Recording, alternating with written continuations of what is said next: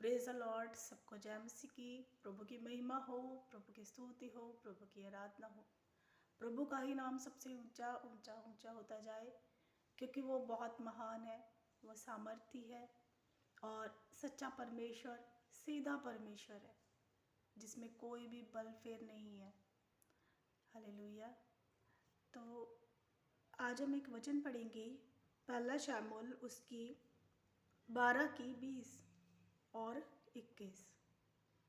कई बार ऐसा होता है कि हमसे कोई बहुत बड़ा पाप हो जाता है, बहुत बड़ी ऐसी गलती हो जाती है कि हमें खुद को शर्मिंदगी होती है और हम सोचते हैं कि अब हम क्या करें, अब हम प्रार्थना में नहीं बैठ पाएंगे, अब हम आराधना नहीं कर पाएंगे, अब हम परमेश्वर के सामने नहीं जा सकते।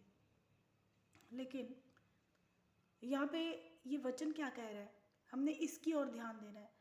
शैतान हमारे मन के अंदर क्या क्या चीज़ें डाल रहा है, ये हमने बिल्कुल भी नहीं सुनना, क्योंकि वो हमारे अंदर नेगेटिव बातें डालता है कि हम परमेश्वर के करीब ना जा सके। ओ, तुझसे गलती हो गई, अब तो परमेश्वर के पास नहीं बैठ सकता या नहीं बैठ सकती। लेकिन हमारा परमेश्वर जब तक हमारा जीवन है तब तक हमें क्षमा करता है ना। लेकिन वो कहता है कि पश्चाताप कर और दोबारा वो चीज़ें मत कर, क्योंकि वो चीज़ें तुझे और ज़्यादा गहराई में ले जाएगी अगर तू दोबारा से करेगा। तो यहाँ पे लिखा है पहला शमूएल उसकी 12 की 20वीं आयत में, शमूएल ने लोगों से कहा, डरो मत। आज परमेश्वर का वचन हमसे कहता है, डरो मत, घबराने की ज़रूरत नहीं है कि अब क्या होगा। तुमने यह सब बुराई तो की है, परंतु अब यहोवा के पीछे चलने से फिर मत मुड़ना। तुमने ये बुराई तो की है, तुमसे ये गलती तो हुई है, चाहे जान की हुई, अनजाने में हुई, कुछ भी हुआ हो, आपने प्रार्थना करनी है, घुटनों पे आना है, चाहे बेहद ही शर्मिंदगी क्यों ना हो रही हो कि परमेश्वर के सामने कैसे जाए, लेकिन तब भी जाना है। क्योंकि शैतान आपको रोकने की कोशिश करता है कि आप मत जाओ, आप प्रार्थना ही ना करो, और ऐसे ही करते करते वो आपको धीरे धीरे हटा देगा। लेकिन हमने वचन की ओर ध्यान देना है।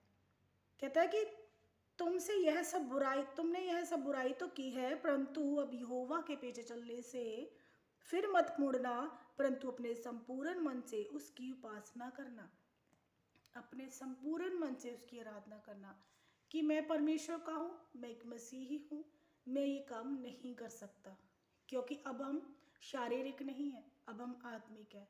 हो गया, हो गया, उस पर मिट्टी डालो, उसको छोड़ दो, क्योंकि उसको पकड़ कर हम आगे नहीं बढ़ सकते। परमेश्वर ने हमारे पिछले सारे पाप क्षमा किए हैं।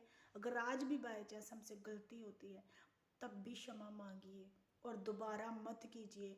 और अगर बार बार हो रही है, किसी चीज़ में आप फंसे हुए हो, तो उसके लिए आपने उपवास रखने हैं, फास्टिंग करनी है, आपने खुद के ऊपर हाथ रख रख के दुआएं करनी है कि प्रभु मुझे इस चीज़ से निकाल, मैं खुद नहीं निकल पा रही हूँ, मैं खुद नहीं निकल पा रहा हूँ। अगर लिखा है अपने संपूर्ण मन से, पूरा का पूरा मन हमारा परमेश्वर की ओर होना चाहिए। सच्चे मन के साथ हमने आराधना करनी है परमेश्वर की, उसकी उपासना करनी है कि हम जो भी कर रहे हैं, क्योंकि वो देख रहे हैं हर एक चीज़ को, हम किस मन से कर रहे हैं। आपको 2-2 3-3 घंटे बैठने की ज़रूरत नहीं है। हर एक, चाहे आराधना करो, चाहे प्रार्थना करो, चाहे कुछ भी, दिल से बैठे हो तो आपके 10 मिनट भी स्वीकार किए जाएंगे। लेकिन मैं आपको ये नहीं कह रही हूँ कि आप प्रार्थना में बैठो मत, 10 मिनट बैठो, 5 मिनट बैठो, नहीं।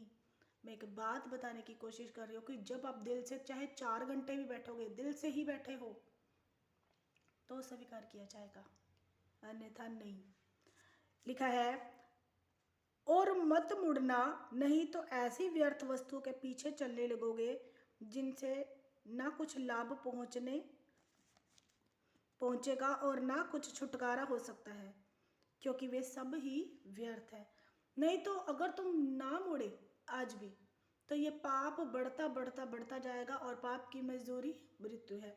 और फिर ऐसी चीज़ों के पीछे चलने लग जाओगे कि जिसका कोई लाभ नहीं है, सारा कुछ ही व्यर्थ है। क्योंकि वचन हमसे कहता है, सब उपदेशक की पुस्तक, कि हर एक चीज़ व्यर्थ है, बस केवल तू परिश्रम कर अपने गुजारे के लिए, और धनी बनने के लिए भी परिश्रम ना कर, लेकिन अपने परमेश्वर की आराधना कर। वही तुझे ज़ीरो से ऊपर तक लेके जाएगा। तो अपने परमेश्वर के वचनों पे विश्वास कीजिए। वो हमारी ज्योति है, वो हमारी ढाल है, वो हमारी झेलम है, वो ही सब कुछ है हमारे लिए, क्योंकि हम उसके हैं। इसलिए घबराने की ज़रूरत नहीं है। कुछ भी होता है आपसे, आप परमेश्वर के सामने बैठिए, प्रार्थना कीजिए, प्रभु आपको माफ़ करेगा। और अगर आपको मन में एक शर्मिंदगी अभी भी आ रही है तो तब आप फास्टिंग कीजिए। देखना धीरे धीरे ये चीज़ें निकल जाएंगी, क्योंकि जहाँ ज्योति होती है वहाँ अंधकार नहीं रहता। जब आप परमेश्वर के उपस्थिति में जाना स्टार्ट हो जाओगे, अंधकार भाग जाएगा। तो प्रभु आपको आशीष दे इस वचन पे। जय मसीह।